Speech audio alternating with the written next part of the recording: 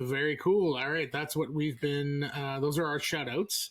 And let's get into our main reviews. So we will start off with the game of the pod. And Robert Eggers is one of my up and coming, probably one of my favorite directors now. He's done four not movies. Not up and coming anymore, right? No, he's right no, there, it's felt that way. But sure. like, he's now Nosferatu is his fourth movie, and so this movie was coming out, and Jason and I were pretty excited about it. Fans of Robert Eggers, and we were trying to figure out what game to pair with Nosferatu because we really wanted to review it. And so we thought about Fury of Dracula, but we had just reviewed Beast, which is very similar in genre. Yeah.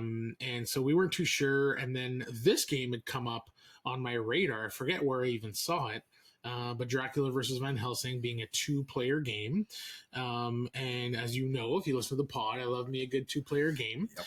And, I just love that head-to-head trying to outsmart the other person kind of feel. And so, this had come up on my radar. There's a brand new game coming out in 2023. I thought it came out in 2023. 2023. Yep. Okay. It was a brand new game to me anyways, and I think it was more just recently available as well. And I saw it. I was just browsing. We hadn't decided yet anything, and I was just browsing games on the internet, and came across Dracula versus Van Helsing, and I'm like, oh, that's interesting. Did a little bit of research. It was well rated, and I thought, oh, that's a perfect game to pair with Nosferatu. So Dracula Van Helsing was our decision, and it is published by Mandu Games in 2023, designed by Maxime Rambourg and Theo Rivière. Art by Weberson Santiago, and I'll circle back to that in a second here. Plays in 20 to 45 minutes, which seems long. I want to say it's probably closer to 20 to 30. Yeah, it says 30 on the box. Oh, interesting. On the channel. I got it here. So okay, I think I pulled these stats from BGG, so maybe it had changed. Because it can be longer or shorter depending on how things play out, right? It could be longer, but I think generally it's probably in the 25 to 30 minutes. Yeah. The games, I've played this 6-7 times now, and it's, I want to say probably about the 30-minute mark. Yeah. The weight is 1.78, so super easy to get to the table, super easy teach. And it is a BGG rating of 7.4. Solid. Definitely solid. As I said, the art was by Weberson Santiago, and I recognized the art. I thought, oh, this seems familiar. And immediately it reminded me of the Bloody Inn. I thought, I wonder if it's the same artist. So it is. And when I went and checked the artist, I realized that the same artist had also done Sail, which is a game that I own. Yeah. Okay. And if you want to click on the artist, Weberson Santiago. Yeah, there's one more. Coup. And Coup, yeah. And Kelp. And Kelp. Yeah. So I have Coup, I have Kelp, I have Bloody Inn, I have Sail, and now I have Dracula versus Van Helsing. So the art's pretty recognizable across the board there. Yeah, and the only one that he's done is La Famiglia, which is a mafia war, I think, area control kind of game that I'd never played. Much heavier, that one. Yeah. But either way, I just recognized the artist. I went and checked, and I own almost all his games. Nice. So clearly I'm a fan of the art, and I am a huge fan of the style of the game. Yeah. And again, I'll post some pictures if you're watching. You get to check it out. If not, Google it or check out BGG. The art in this game and the art in all of Weberson's games are really, really sharp and very unique, very interesting. Yeah, I just noticed here also Sail Legacy is coming out this year. I did see that, with the same artist there. So if you're a fan of Sail, that'll be one to keep an eye on. Yeah, Sail, another 2-player game. That one's a 2-player trick-taking game, and believe it or not, it works really well, and it's one that I've played with my wife a few times. Big fan of that one. Nice. But Dracula Van Helsing, let's get back to it. So this is a game, and I'll read you the synopsis here from the rule book. So one day, many years after the confrontation between Dracula and Van Helsing, a sailing ship washed up once again on the shores of Whitby, England. With no survivors on board, the ship was stained with blood, and the cabin was ominously marked with boxes of dirt. Realizing that Dracula had landed in England again, the citizens of Whitby urgently turned to vampire hunter Professor Van Helsing for help. It is here tonight that their final confrontation takes place. Will Van Helsing be able to take down Dracula before all of Whitby's citizens are turned into vampires? So this game is a two-player game.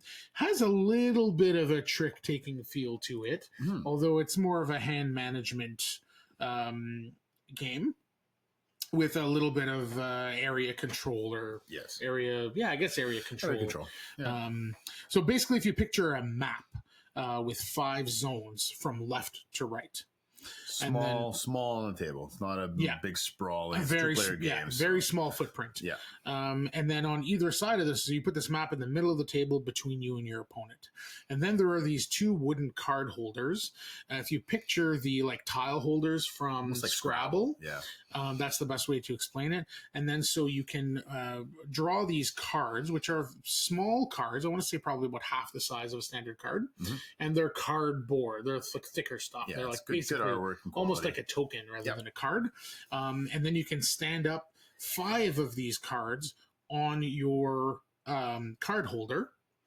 And then when you put 5 cards in this card holder, you can look at it, and then the card on the far right is the card that's going to be battling or representing your strength in the territory on the far right on the board. Yeah, directly in front of them. So there's 5 territories, kind of right to left, or left to right, or right to left, and each card corresponds to one of those territories on this little map between the 2 players. So visually, it works really well. It's really easy to organize and compute in your brain which card is for which zone and the importance and how that plays out in the game. Okay, so that's kind of the setup. In each of these 5 zones, there are 4 villager tokens, and each of these villager tokens are 2-sided.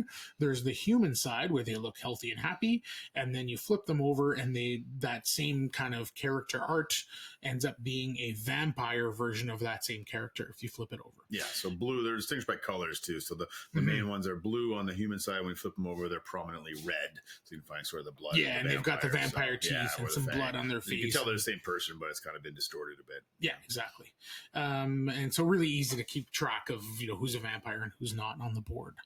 And so you've got 4 tokens in each zone, and they all start on the human side. And then finally, you've got 1 color ranking board. So it's just this really small board that sits on the edge of your map, and it has basically 4 circles where you put 4 tokens that represent each suit in the deck.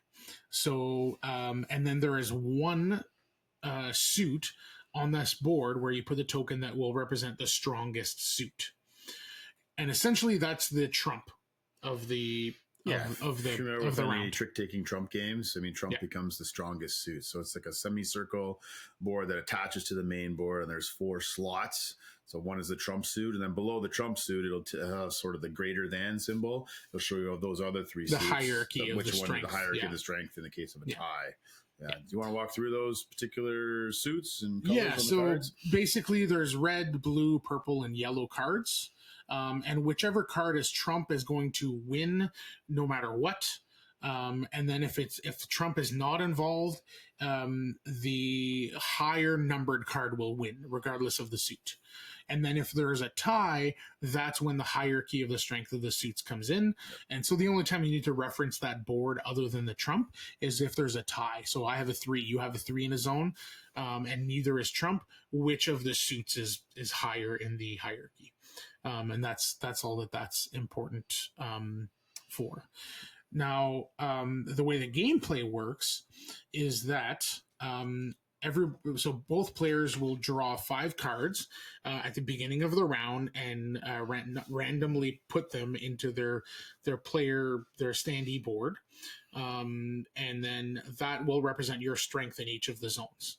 Now, the way the gameplay works is that, and it's always Dracula that goes first.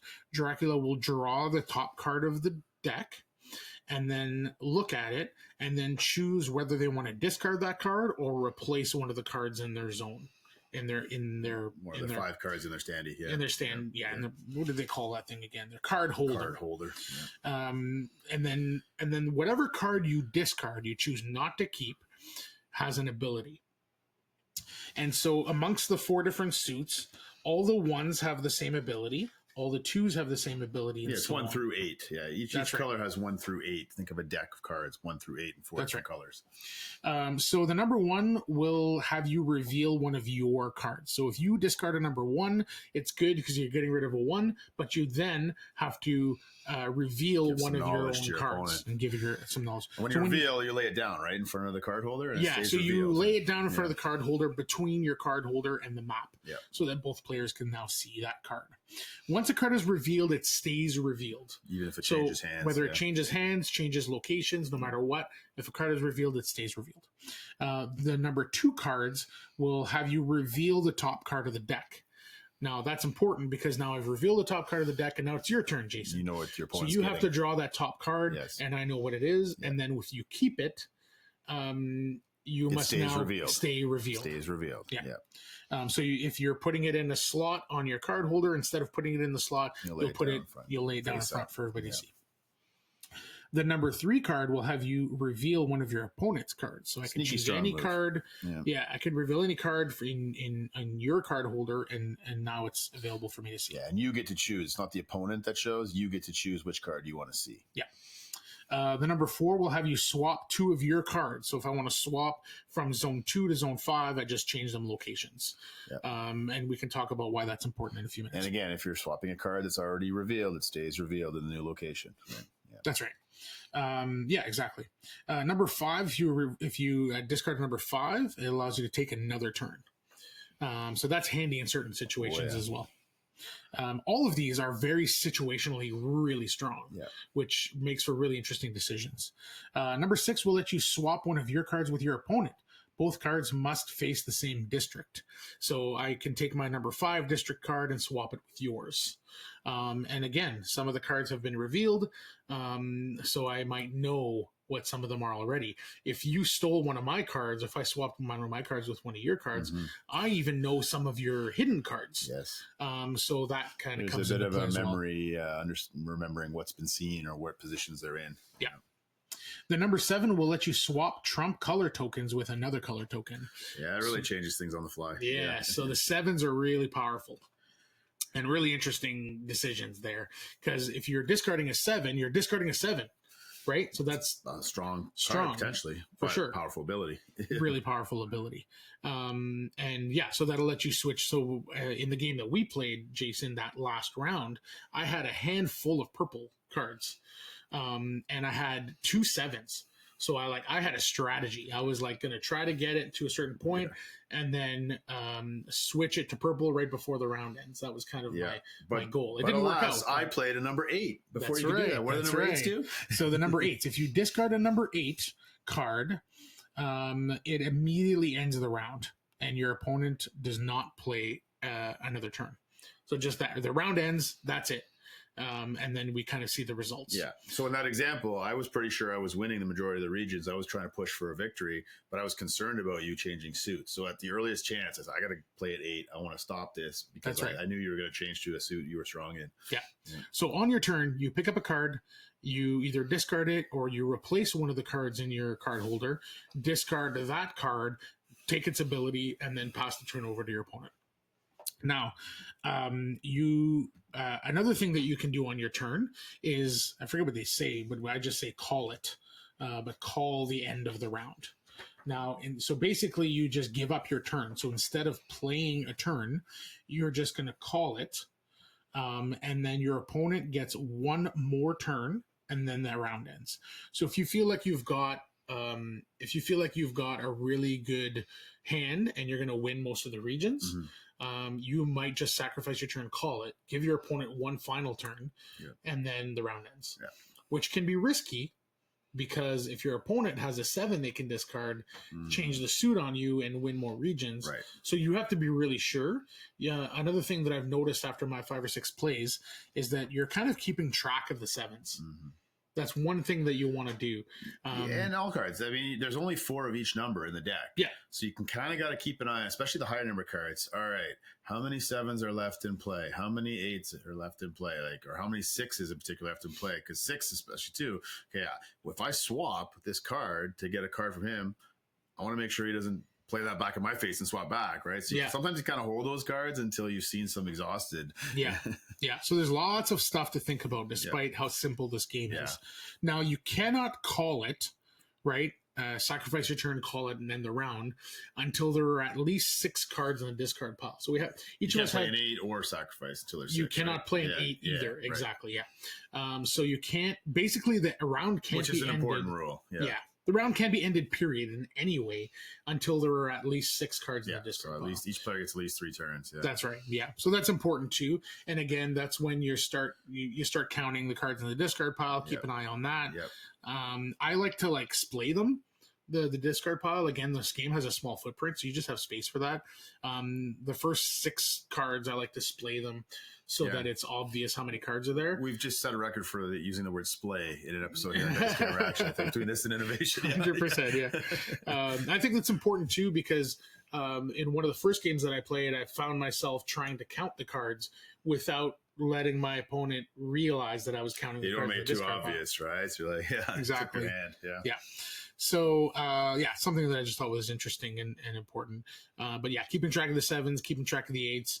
Again, discarding an 8 sucks because you're discarding an 8. It's a strong card, but that can end the round, and then, you can have a big advantage. So what happens now is that when the round ends, is that one at a time from left to right or right to left, you're going to reveal the cards in your card holder.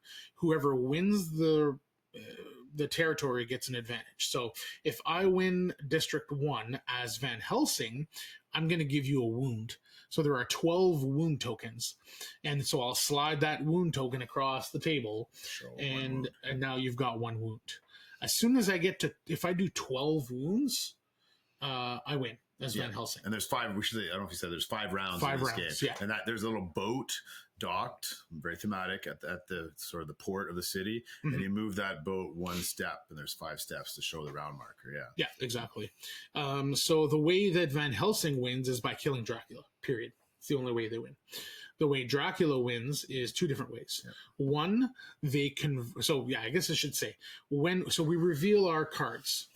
If I win as Van Helsing, I give you a wound. If you win as Dracula, you flip one of the 4 villagers to the vampire side. Yeah. Right. There's 4 in each region. That's right. So now we go from left to right. Oh, you win this one, I win this one, you win this one, I win this one. We go all the way across. Now, so the way that Van Helsing wins is by killing Dracula. It's the only way they win. The way the Dracula character wins is if they convert all 4 villagers in one district, or if they lost all 5 rounds without dying. Yeah. So the game will typically go at least 4 rounds, unless Van Helsing wins dramatically. That's right. Yeah. Typically it's going 4. Often it's going the distance 5 rounds. And so it makes for a pretty tight game most often. Yes. Unless things get tipped really heavily in one way or the other.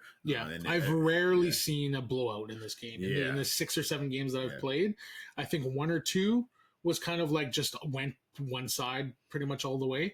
And it ended really quickly. But otherwise, for me, about 80% of the games have been really tight and really close to the end. So in the first game, there's that tension. In the first game I played with you, I think this wouldn't happen too often. I was fortunate that as Dracula, I won all 5 regions. Yeah. And so that's a pretty strong advantage in round 1. And you still were able to mitigate some of that and come back. But inevitably, I think I still won because of that being very fortunate. But I think that's probably a rarity that one or the other is going to win all 5 in any round, especially the first round. Yeah. So the subsequent games I played, again, 24-hour marathon, had a lot of time for a lot of games. Got this table a couple more times and actually introduced it to some others, and they were all really tight down to the wire. And Dracula won most, but not all. Van Helsing did win some. So I don't know what your experiences were with balance. It seems like it's pretty balanced. I haven't really noticed that. Okay. But anecdotally, without having logged it, it's felt sort of even. Yeah.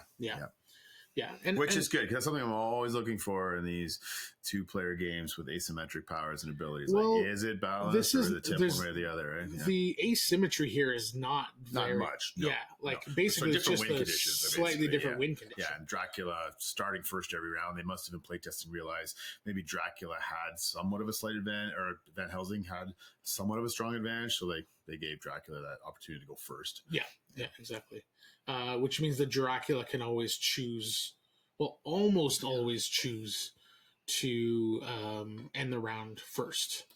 Almost. Not always, because depending of on those double fives. play cards, those fives. Yeah, exactly. discard a 5, you get another turn. So there was definitely one. So there's all kinds of things you can do here, and there's like all kinds of hidden strategy that, like, as you peel the layers of this game, you kind of realize. One of which is that if you have a really strong hand, if you have any opportunities to use those 5s, do it. You want to try to end the round, get the game going and end it. Yeah, exactly. Yeah, and but those 7s are always the wild card. You think you got strong, and all of a sudden, Trump has changed. Yeah, you're like, oh, so I like to hold my 7s if possible, right, until closer to the end of the round, when I have an opportunity to kind of switch things. So, or switch things back, right? So that's something that can happen. You can see Trump change 2, 3, sometimes 4 times in the same round if all those 7s are in play. The other really interesting thing that happens often, from what I've noticed, is that you, if you win as Dracula, if you win 1 zone or 2 zones, if you get them to 2 or 3, those zones, those districts become a heavy focus. Well, that's the battle zone, right? That's the important thing. Yeah. So that can be really interesting, and that's where the cards get swapped or revealed in those particular regions. Yeah, so you're constantly like this tug of war of like, oh, I'm moving that card here. Oh, I'm moving it back. Okay, I'm switching the suit. You're constantly like switching up your strategy, and it kind of holds the tension for that reason. Yeah, really, really neat little game. Mostly like the primary thing is the hand management. And those actions and the timing of when you do those. So yeah, I'm really enjoying this game a lot. And for a game that doesn't have a ton of rules, super easy. Rules overhead, teach you in 5 minutes, get it to the table. It says age 10 plus, but I'm sure this is one you've played with your son. I've played this with Charlie. There's not a lot of text or reading involved in this game, hardly at all. It's just iconography, and it's pretty easy to teach. So if you're looking for a good game for a child Matt's age, the age there is probably primarily just theme wise, right? Like because it's got some blood. The art has some blood on it. Nothing graphic though. Yeah. Nice. Yeah, I enjoyed this game as well. Again, I haven't quite had as many plays as you introduced to me recently. I was able to get a few more plays on the table, and I tell you what, I'm warming up to 2-player games, hanging out with you, Matt. When we started this podcast, I was like, for me, it's always the social experience with more players. So, like, if I want a heavy head-to-head battle, I'll play chess, right? But no, having been exposed to a lot more 2-player games, I got to say, this has been one of my favorite 2-player experiences in the last couple of years. So yeah, short game, easy to get to the table, a nice little filler if you're waiting for more people to show up. I'm a fan of this one. I love the theme, obviously. On the horror side of things, the art is beautiful. The presentation is neat. Mm-hmm. The box even has a coffin in it. Yeah. So the insert basically has a little coffin with a lid. Yeah. So for those of you watching, you can see it there. Open up the coffin, and so you can open up the coffin to grab the cards and stuff. It's good production design. The card holders are like nice and chunky and have like Dracula versus Van Helsing written on them. It's a beautiful little box, beautiful art. I like this one a lot for what it is, right? Right. Dracula versus Van Helsing. What is your rating on this one? Well, I was kind of in that eight-ish region, but I'm like, just even talking about it now, I'm like, you know what? Why not? This is 8.5 for me. 8.5. This is wow, good. Very nice. This is put it up there. One of my top 2-player games. I like that it's simple, easy to get the table, but there's still enough under the hood going on. There's some interesting decision makers, and I love that sort of hand management, trick taking element to it. That's definitely vividly remember my first game of this going. This seems kind of simplistic, and then like halfway through the first game, I'm like, whoa, there's more under the hood here than I thought. Yeah. But easy enough, again, that your 8-year-old son can play no problem. For sure, so I have no problem teaching this to someone who's not a gamer per se. Yeah, exactly. And wants to try a new experience. Yeah, so I had this as an 8.5 as well. Nice. Big fan for what it is. We're on the same page here. Yeah. Doesn't happen often. May not for our movie either. Here we go. Let's stay in the